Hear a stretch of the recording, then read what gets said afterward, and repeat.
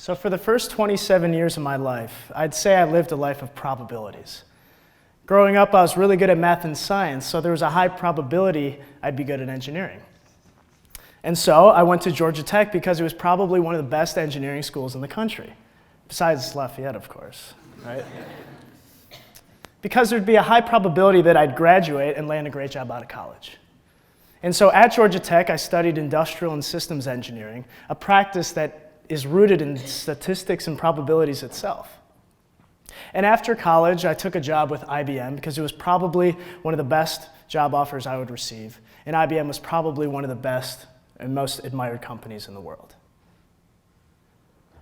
And so for the next 5 years, I began my career on solid ground. And I labored beside ridiculously bright and driven individuals on engaging and challenging projects. And I could feel a successful career brewing. But the problem was, over the course of those 5 years, slowly the reality began to set in, is that the work I was doing and the many, many hours I was putting into this felt mostly empty, disconnected, and meaningless. And so, while it may have looked like this, it started to feel more like this. And when I'd look around at my colleagues, whether they admitted it or not, they all kind of felt the same way too. We're all just going through the motions of life. Not hating life, but certainly not loving it. Not living with curiosity or fire. And I began to ask myself, is this really the beginning of the rest of my life? But the problem was, I didn't have an answer to that question, and I made no plans to create an answer for that question. And then on January 18th, 2012, I received a call. And I had heard that my college friend Shannon had been killed the night before in a car accident. And so, as is common with any sort of sudden death, I began to reflect upon my own mortality. And then suddenly these questions that had been fighting a quiet struggle on the sidelines erupted. Am I spending my fleeting time on earth doing things that matter? Am I utilizing my gifts? Am I pursuing my passions? And what are those gifts? What are those passions? All these questions had this overarching theme of, who am I? Who am I meant to become? Why am I here? Which, are like cocktail party questions. And so, along with these questions, I began to see glimmers of unrealized dreams and potential regrets. And in particular, one dream came to the forefront, this dream that I was putting off to some unforeseen day in the future. It was this dream of going on an unstructured, slow-traveling, long-term adventure. And I think the reason that this dream in particular came to the forefront was the very way that my friend Shannon and I had become close. We had each studied abroad in a small city in France called Metz. And Metz was the first time that we had really lived outside of the country. It was the first time that we had traveled. And it was where we discovered our passion for culture and exploration. And so, high off of these emotions, these dreams, and these questions, that very next week, I did what any sensible person would do. And I booked a one-way ticket to Iceland. I mean, it was departing 5 months into the future, so maybe I was a little sensible. And then after booking that flight, I thought, okay, well, I guess I need to figure out what I'm doing about my job. And so, at that point, I decided, okay, I'm going to ask for a 7-month sabbatical to go travel. And so all I had booked was this one-way ticket to Iceland and this idea that I wanted to travel for 7 months with no plan. And so you have to understand, with this idea I had, I seemed to be throwing down a challenge to the very world of probabilities I had been living inside for the past 27 years. I seemed to be asking the question, what happens when someone goes from an engineer's life of probabilities, straight paths, clear answers, and to-dos, to a life of possibilities, to an unknown and unplanned path, only big burning questions and only want-to-dos, doing things because I was excited by them, doing things out of curiosity or out of enthusiasm. What happens when someone steps off the well-worn path? What does that path then look like? Well, it turns out it looks a little bit like this. So after spending a few weeks in Iceland, I then took a flight to London and then went northward through the United Kingdom, from Scotland over to Dublin, then westward in Ireland. Then went from Cork back to London to Lithuania, spent a few weeks in Lithuania, took a flight to Stockholm, then a boat to Helsinki, another boat to Tallinn, spent a few weeks in Estonia, went to Riga, took a flight to Copenhagen, went south through Denmark, east through Germany, went around Poland through Prague, celebrated Oktoberfest in Munich, went to Zagreb, and then went to the Croatian coast. I mean, this makes complete sense, right? This is like Rick Steves' Guide to Europe, basically, in a nutshell. And so, with no set up agenda and no plan, I just went places that pulled me. Maybe a traveler or a local suggested a place, and so I'd go there. Maybe I just liked the name of a city, or maybe someone invited me to their hometown. But if something tickled me in a good way, I'd say yes. And I guess based on this map, I said yes a lot. And what I did with this time, this unstructured time for the first time in my life, I just did the things I wanted to do. I read a bunch of books, I met many people and just had random conversations on the streets. I explored artistic pet projects in photography, videography. I learned how to make a website and started writing about my travels. These are all things I had never done before. And so one day I found myself in Zadar, Croatia, this small city on the Adriatic coast. And while in Zadar, I received a message from a Lithuanian friend that I had met. And she said, "How's Matt the Pilgrim?" And then suddenly this image of buckles and funny square hats entered my head, which honestly kind of offended me. I mean, Matt a pilgrim, not a chance. I mean, figuring maybe I was just ignorant to the word, I did what anyone would do, and I went to Wikipedia. And Wikipedia told me that a pilgrimage is a journey made to a sacred place, or a religious journey. And a pilgrim is a traveler who is on a journey to a holy place. May refer to the inner path of the pilgrim from a state of wretchedness to a state of beatitude. Wretchedness. I mean, a little dramatic, Wikipedia. I mean, I was on an epic journey across Europe, of course. On an adventure, checking off some bucket list items, absolutely. Taking time to reflect on my life's direction while exploring some creative endeavors, sure. But let's face it, I was a single, unattached 20-something guy traveling around Europe. My intentions were anything but holy or spiritual. And we're in a chapel, so I won't get into the details. But the term pilgrim stuck with me, and because I had created this unstructured time to explore such weird and impulsive inklings, I decided to do some research and do some reading.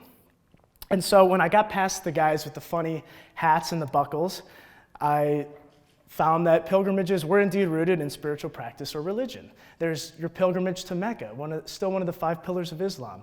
Jewish law used to require Jews to make pilgrimages to Jerusalem for Passover. Christians have been journeying to the Holy Land to walk in the footsteps of Jesus for hundreds of years. And then I came across pilgrimages like journeys in other civilizations. So people from all over, Egypt, Italy, Asia Minor, would make the arduous journey to ask a burning question of the oracle at Delphi. From Australia, there's this concept of the walkabout, which is this call into the outback, this unknown kind of weird call. And then there was also Native American tribes some Native American tribes would send their adolescents on vision quests to discover their life's direction. And then I came across other pilgrimage-like journeys, albeit less spiritual and religious ones. So let's say a car buff taking his vintage Corvette down Route 66. Or maybe even an ancient Rome history scholar taking a trek along the Appian Way in Italy.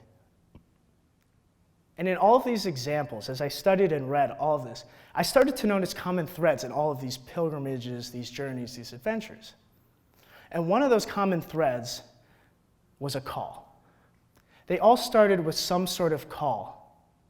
And as I researched further, this is actually what mythologist Joseph Campbell called a call to adventure in his concept of the hero's journey. This idea he has that all religious, mythical, and even pop culture narratives are just variations of a single great story, in where a hero has a call to adventure, goes on that adventure with all of its trials and tribulations, and then he or she returns home with the wisdom that they have gained. And so in the religious examples, it was law. That was the call. In ancient Greece, it was a burning question that called people to the oracle at Delphi. Maybe it was a call to pay homage to something near and dear to the individual's heart. Or maybe it was a wake-up call. And so maybe that car buff was fired from his job, and then he finally decided to go on that trek down Route 66. Or maybe that history scholar was diagnosed with cancer, and so she figured she had better make that trip down the Appian Way before it was too late. Or maybe an unexpected death of a college friend reignited a dream gone ignored. And so for the first time, I began to consider that maybe I was on some sort of unplanned pilgrimage, even if I didn't have a destination in mind. Now, there's another part of the call to adventure. The call is one thing, but that's not all. And the second part of the call is the decision. The journey or the adventurer or the pilgrim had to make the decision to heed the call. And the adventure only started when they said yes to their adventure. And until they did, that journey did not begin. And so, while the call itself may be inexplicable, divine, maybe, the decision to say yes to the adventure, to heed the call, that's an act of free will. And that decision is the part that mattered most. And so there's a part of my journey that I don't really talk about publicly, but I'd like to share with you today because I think it shows the importance of saying yes to our adventure. Whether that takes us halfway across the world, maybe on a new career trajectory, or maybe just a new way to class. And so after Zadar, I decided to go to Belgrade, Serbia, where I spent about a month. And while in Serbia, I met a friend there who would soon be working in a tiny village in northwestern Germany. And she invited me to come visit. And so I had 5 days before I needed to go visit my sister in Barcelona. And so I figured I had enough funds to justify an inexpensive trip. And so I said yes to that adventure as well. Why not? And so I spent the weekend in this tiny German town.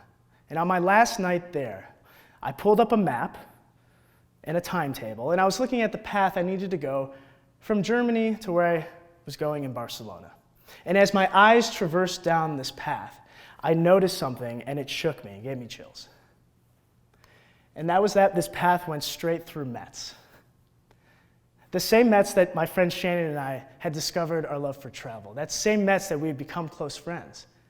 Essentially, Metz and Shannon was the very reason I was on this journey altogether. And so with 2 days to spare, I decided to go to Metz. And while in Metz, I rightfully acknowledged this bracelet of Shannon's that I had been carrying with me on my backpack for the past months. And I took that bracelet, and I walked around Metz. And I went to the classrooms where we studied. I went to the bars that we hung out in. I went to the parks that we walked through. And in one of these parks, I decided to take that bracelet, and I thought it was appropriate to leave it there. And I left it there along with this note. And I said, "Thank you for sending me on the trip of a lifetime. Little did I know that this would become a pilgrimage in your honor. Thanks for all you taught me, and thanks for leading me back to where it all began. We're each playing our part in a much larger story." Now, I had no intention that my trip would end in such a dramatic, personal, and even spiritual way. But because it did, it taught me something important about saying yes to our adventure, wherever it may take us, wherever it pulls us. And we say yes to our adventure because it teaches us something that we can never learn in the world of probabilities alone. And that's faith and trust. Faith in something that we cannot see. Trust in something that cannot be calculated. Trust in ourselves, in our heart, in the universe, your gut, destiny, life, karma, whatever, as Steve Jobs would say. And now this is from that Stanford commencement speech, which I love. And I always love this quote as well. But by living purely an engineer's life of probabilities, I would have never internalized the message that he was trying to teach. And the hardest part about faith and trust is the not knowing. But the reality is that we can never know. All of our plans have the potential to fall through. And the thing that gave me the courage to embark on this unplanned journey was my friend Shannon. Because I'm pretty sure that dying at 27 was not part of her life plan. And so I knew if I couldn't rely solely on this world of probabilities, I had better start to look elsewhere. And there's a second reason why we say yes to our adventure when it calls us. And it's making a statement to ourselves that we believe our life has the potential to be an interesting story. And when we believe our life has this potential to be an interesting story, a mysterious myth, a beautiful piece of folklore, and we view ourselves as the hero, as the protagonist, as the pilgrim, and something magical happens. And when we view our life like the interesting story, it has no other choice than to become one. And when we view our life like an interesting story, and when we say yes to our adventure, our life becomes the adventure. We become the hero. We become the pilgrim. Our story becomes a story worth sharing. A story worth sharing because it offers a glimmer of faith and trust. And when we live our life like an interesting story, like a beautiful story it always had the potential to be, then we give faith and trust the chance to show their faces. And sometimes they do show their faces. Now, there's some sort of perfection in the way that my trip turned out. And it's not something that can be engineered or calculated. There's no sort of planning or predicting that can uncover the kind of perfection that I stumbled upon. And that, to the naked eye, the way these dots connect don't make any sense at all. But the way that they connect make perfect sense to me. And I think this is why the physical journey is often used to symbolize our journey through life. And so the question isn't, will you be called? Because you will. Because we're summoned daily. The big question then becomes whether you are going to be able to say a hearty yes to adventure when it does call. And I hope you do. Thank you.